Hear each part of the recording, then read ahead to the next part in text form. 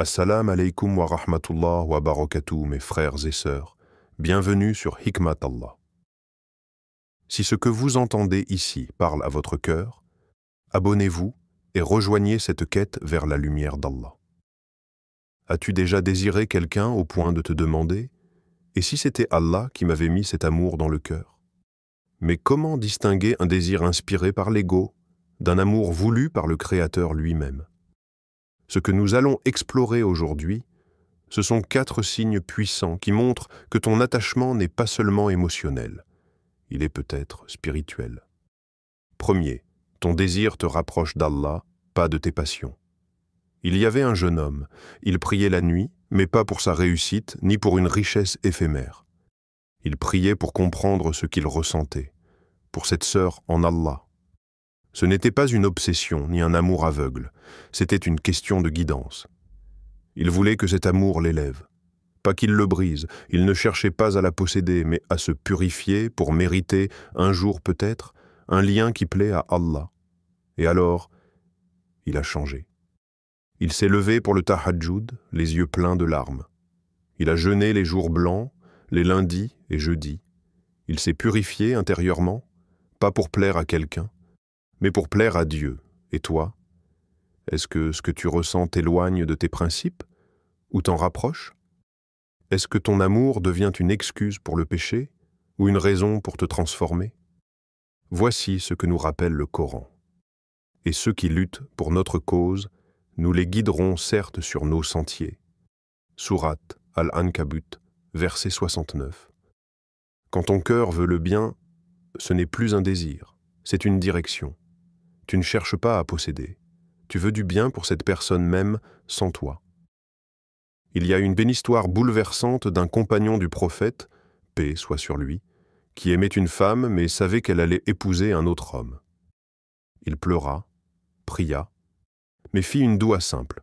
« Ya Allah, bénis leur union, donne-leur le bonheur même sans moi. » Tu reconnaîtras un amour spirituel quand ton ego s'efface. Quand tu veux pour l'autre ce que tu ne peux même pas avoir pour toi-même. Question à ton cœur, si tu ne pouvais jamais être avec cette personne, pourrais-tu quand même prier pour son bonheur? Allah nous dit dans le Coran, « Il se peut que vous détestiez une chose alors qu'elle est un bien pour vous, et il se peut que vous aimiez une chose alors qu'elle est un mal pour vous. Allah sait et vous ne savez pas. » Sourate Al-Baqarah, 216. Ce désir, s'il vient d'Allah, il ne cherche pas à contrôler. Il cherche à aimer en pureté. Troisième, ton cœur reste en paix, même dans l'attente. L'âme humaine déteste attendre. Elle veut des réponses, vite, des signes, tout de suite. Mais lorsque ton amour naît sous le regard d'Allah, l'attente devient un acte de foi. Elle ne ronge plus, elle renforce.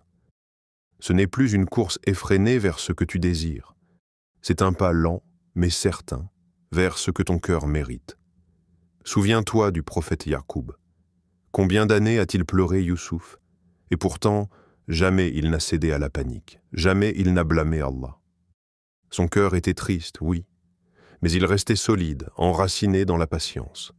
Comme il l'a dit dans cette parole bouleversante, « Belle patience ». C'est Allah qu'il faut appeler au secours contre ce que vous racontez. Sourate Youssouf, verset 18. Alors, interroge ton cœur. L'attente te rend-elle amère? Ou te rend-elle plus proche de ton Créateur? L'amour vrai ne presse pas, car il sait que tout ce qui est entre les mains d'Allah arrivera au bon moment et jamais trop tard. Quatrième, tu as consulté Allah sincèrement, et le cœur t'a parlé. Il y a des réponses qui n'arrivent pas par des mots, mais par un apaisement. Tu as prié. Pas une fois à la hâte, mais avec des larmes, avec une ouverture réelle. Tu as invoqué dans la solitude, dans la nuit, tu as supplié Allah avec cette prière sacrée qu'est la salat al-istikhara. Et tu as dit, « Ô Allah, si cette personne est un bien pour ma foi, ma vie, mon avenir, alors facilite. Sinon détourne-la de moi et détourne mon cœur d'elle. » Et depuis, tu sens un apaisement. Peut-être que cette personne s'est éloignée, peut-être que rien n'a changé à l'extérieur, mais ton intérieur, lui, a cessé de crier. Comme le décrit magnifiquement le Coran, C'est lui qui a fait descendre la sakina dans les cœurs des croyants, afin qu'ils ajoutent une foi à leur foi. Sourate Al-Fat, verset 4. Alors demande-toi, as-tu consulté Allah sincèrement? Et es-tu prêt à accepter sa réponse, même si elle ne va pas dans le sens de tes émotions? Car parfois, le vrai signe, c'est juste ce silence doux du cœur. Ce monde est rempli d'émotions qui nous trompent, d'illusions qui nous séduisent, mais l'amour qui vient d'Allah a une saveur unique. Allah nous dit dans le Coran, « Il se peut que vous détestiez une chose alors qu'elle est un bien pour vous, et il se peut que vous aimiez une chose alors qu'elle est un mal pour vous. Allah sait et vous ne savez pas. » Sourate Al-Baqarah 216. Ce désir, s'il vient d'Allah, il ne cherche pas à contrôler. Il cherche à aimer en pureté. Troisième, ton cœur reste en paix, même dans l'attente. L'âme humaine déteste attendre. Elle veut des réponses, vite, des signes, tout de suite. Mais lorsque ton amour naît sous le regard d'Allah, l'attente devient un acte de foi. Elle ne ronge plus. Elle renforce. Ce n'est plus une course effrénée vers ce que tu désires. C'est un pas lent mais certain vers ce que ton cœur mérite. Souviens-toi du prophète Yacoub. Combien d'années a-t-il pleuré Youssouf? Et pourtant, jamais il n'a cédé à la panique. Jamais il n'a blâmé Allah. Son cœur était triste, oui, mais il restait solide, enraciné dans la patience.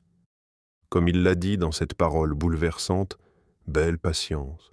C'est Allah qu'il faut appeler au secours contre ce que vous racontez. » Sourate Yusuf, verset 18. Alors, interroge ton cœur. L'attente te rend-elle amère? Ou te rend-elle plus proche de ton Créateur? L'amour vrai ne presse pas, car il sait que tout ce qui est entre les mains d'Allah arrivera au bon moment et jamais trop tard.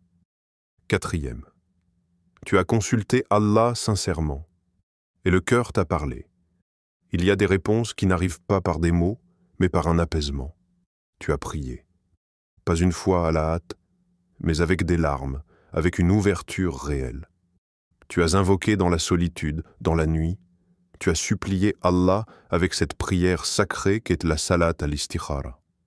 Et tu as dit, « Ô Allah, si cette personne est un bien pour ma foi, ma vie, mon avenir, alors facilite.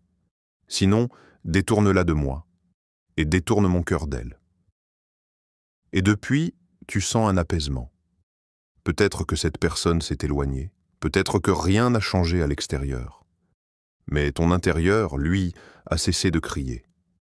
Comme le décrit magnifiquement le Coran, c'est lui qui a fait descendre la sakina dans les cœurs des croyants, afin qu'ils ajoutent une foi à leur foi. Sourate Al-Fath, verset 4. Alors demande-toi, as-tu consulté Allah sincèrement? Et es-tu prêt à accepter sa réponse, même si elle ne va pas dans le sens de tes émotions? Car parfois, le vrai signe, c'est juste ce silence doux du cœur. Ce monde est rempli d'émotions qui nous trompent, d'illusions qui nous séduisent. Mais l'amour qui vient d'Allah a une saveur unique. Il élève ton âme, purifie ton intention, calme ton cœur et te rapproche de la lumière. Alors, la prochaine fois que tu ressens un désir profond pour quelqu'un, ne te précipite pas. Interroge ton cœur. Interroge ton Seigneur. Et rappelle-toi cette invocation, « Ya Allah, s'il y a du khayr, du bien dans cet amour, accorde-le-moi. Sinon, fais que je sois satisfait de ce que tu veux pour moi. »